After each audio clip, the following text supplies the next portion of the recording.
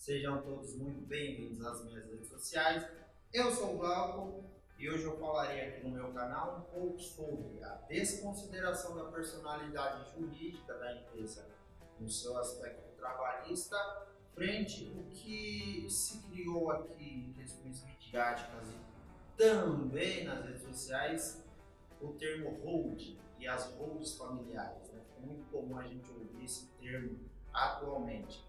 Então, vou trabalhar esse aspecto nos meus vídeos e nos próximos vídeos aqui do canal também falarei sobre hold, trabalhando também o aspecto da hold familiar. Então, no vídeo de hoje, eu vou trazer alguns aspectos sobre uma análise legislativa, não falarei sobre jurisprudência, acerca de como essa estrutura jurídica nossa, atual brasileira, trabalha na desconsideração da personalidade jurídica, como que funciona essa engrenagem para que aquele que deve alguma quantia, principalmente no seu aspecto judicial, ele venha a ter seu patrimônio descoberto pela legislação que temos hoje. Então, falarei aqui alguns aspectos da CLT, Código Civil, Código de Processo Civil e Código de Defesa do Consumidor. Para quê? Para que a gente faça uma análise aqui, como eu falei, apenas legislativa sobre o tema. Então, assim, a primeira legislação e o artigo de lei que eu lerei será o artigo 10 da CLT. E o que trata esse artigo? Peço licença para a leitura.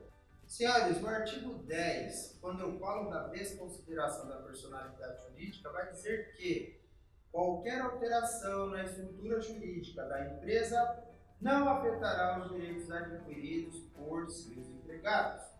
Temos então o primeiro instituto a trabalhar sobre a desconsideração é justamente o artigo 10. Isso quer dizer que se a empresa sofrer alguma alteração estrutural dentro da sua organização, isso não penalizará os empregados, atualmente tidos como colaboradores. E não por menos, o artigo 448 da CLT também vai trazer um texto semelhante ao que eu acabei de ler. Artigo 448 da CLT. A mudança na propriedade ou na estrutura jurídica da empresa não afetará os contratos de trabalho dos respectivos empregados. Eu chamo aqui a observação que o artigo 448, letra A, incluído pela Lei 13.467 de 2017, vem com a seguinte previsão legal. Caracterizada a associação empresarial ou de empregadores previstos nos artigos 10 e 448 desta consolidação, as obrigações trabalhistas, inclusive as contraídas à época em que os empregados trabalhavam para a empresa sucedida, são de responsabilidade do sucessor. E eu faço esse destaque, senhores, por quê? Porque qualquer alteração na estrutura jurídica da empresa não afeta o contrato de trabalho e, quiçá, o crédito desses empregados, que lá na frente, eventualmente, numa demanda, num processo trabalhista, terão de ser quitados. E não por menos essa responsabilidade dos sócios, mesmo que nessa alteração jurídica o sócio saia da empresa, ele responde por um tempo. E esse alerta ele é passado pelo contador, ele é passado por aqueles que já têm um know-how do mundo dos negócios. Os empreendedores sabem, é de conhecimento comum que sua responsabilidade permanece por um período de 2 anos depois da saída da empresa. E essa previsão legal está contida no parágrafo único do artigo 1003 do Código Civil, que assim prevê. Parágrafo único. Até 2 anos depois de haver dado a modificação do contrato, responde o cedente solidariamente com o cessionário perante a sociedade e terceiros pelas obrigações que tinha como sócio. E como a lei então traz essa previsão legal, a responsabilidade permanece, mas nossa legislação não para por aí. Por quê? Porque o Código Civil, no seu artigo 50, também vai prever o seguinte: Código Civil, artigo 50. Em caso de abuso da personalidade jurídica, caracterizado pelo desvio de finalidade ou pela confusão patrimonial, pode o juiz, a requerimento da parte ou do Ministério Público, quando lhe couber, intervir no processo, desconsiderá-la para que os efeitos de certas e determinadas relações de obrigações sejam estendidos aos bens particulares de administradores ou de sócios da pessoa jurídica beneficiados direto ou indiretamente pelo abuso. Senhores, e a desconsideração jurídica não para por aí, porque também tem a previsão no Código de Processo Civil das medidas assecuratórias, em seu artigo 133, que também lerei. Artigo 133 do Código de Processo Civil. Transitada em julgado a sentença condenatória, o juiz, de ofício ou a requerimento do interessador do Ministério Público, determinará a avaliação e a venda dos bens em leilão público cujo perdimento tenha sido decretado. Portanto, as medidas assecuratórias no Código de Processo Civil é apenas mais um aspecto de como a legislação trata a desconsideração para salvaguardar direito dos credores. E lendo o artigo 28 do Código de Defesa do Consumidor, eu encerro a leitura de artigos. Seção 5ª da desconsideração da personalidade jurídica. Artigo 28.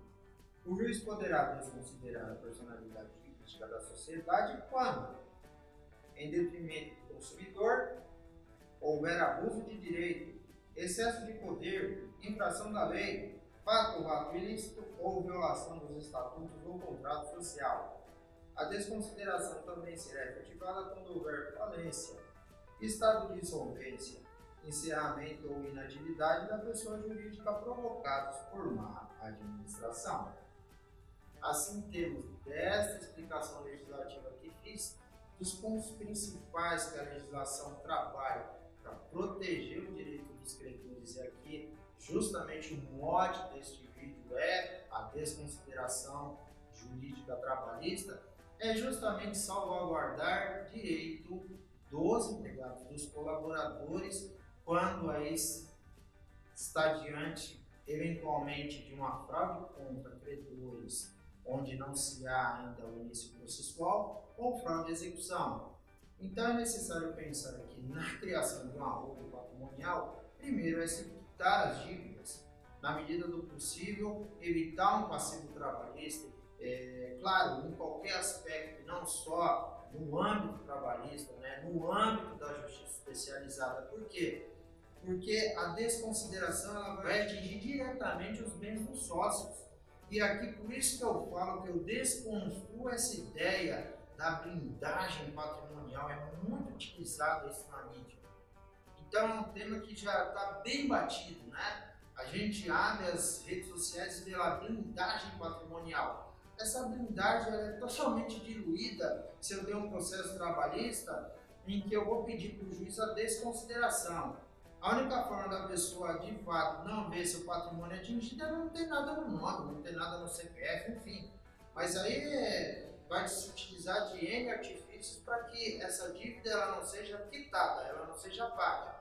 Então, para quem quer trabalhar sério uma holding patrimonial, e será tema do meu próximo vídeo, ou dos próximos vídeos sobre a redução dos impostos e como trabalhar essa redução, como ter esses benefícios fiscais, é justamente na medida do possível evitar essas demandas, porque os bens serão atingidos, haverá constrição desse patrimônio e, eventualmente, claro, depois se consolida a questão do leilão desses imóveis aí, eles serão objeto aí de venda dentro do seu aspecto processual e o crédito que sobejar ao pagamento dos aludidos credores.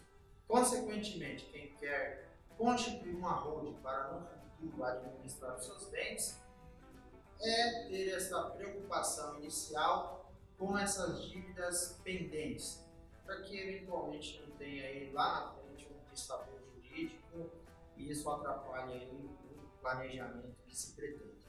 Senhores, eu agradeço quem me acompanhou até o final deste vídeo e nos veremos. O próximo tema em análise, estudo e debate será as holdings. Um abraço, até lá.